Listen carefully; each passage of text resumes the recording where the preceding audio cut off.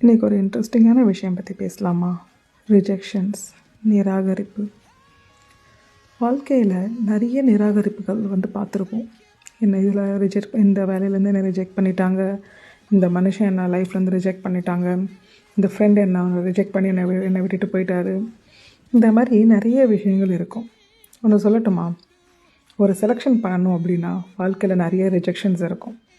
ஒரு குட்டி எக்ஸாம்பிள் சொல்கிறேன் பாருங்களேன். ஒரு கடைக்கு போகிறீங்க, ஒரு 10 ட்ரெஸ்ஸுலேருந்து நீங்கள் ஒரு ட்ரெஸ் எடுக்கணும்.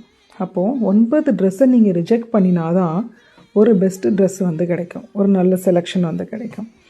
அந்த மாதிரி தான் நம்மளை யாராவது ரிஜெக்ட் பண்ணாலும் சரி, நம்ம யாரையாவது இல்லை எதையும் ரிஜெக்ட் பண்ணாலும் சரி, நம்ம ஏதோ ஒரு பெஸ்ட்டை செலக்ட் பண்ணுறதுக்காக கண்டிப்பாக இந்த ரிஜெக்ஷன்றதை கோத்ரூ பண்ண தான் ஆகணும். இந்த ரிஜெக்ஷனில் நம்ம உட்காந்துட்டே இருக்கோம், ஐயோ என்னை ரிஜெக்ட் பண்ணிட்டாங்க, ஐயோ நான் ரிஜெக்ட் பண்ணிட்டேன், இப்படி உட்காந்துட்டே இருந்தோம் அப்படின்னா நம்மளால் செலக்டே பண்ண முடியாது. ஸோ செலெக்ஷன் போல் ரிஜெக்ஷனும் ஒரு பார்ட்டு தான். இதை பற்றி நம்ம கலங்க வேண்டாம்.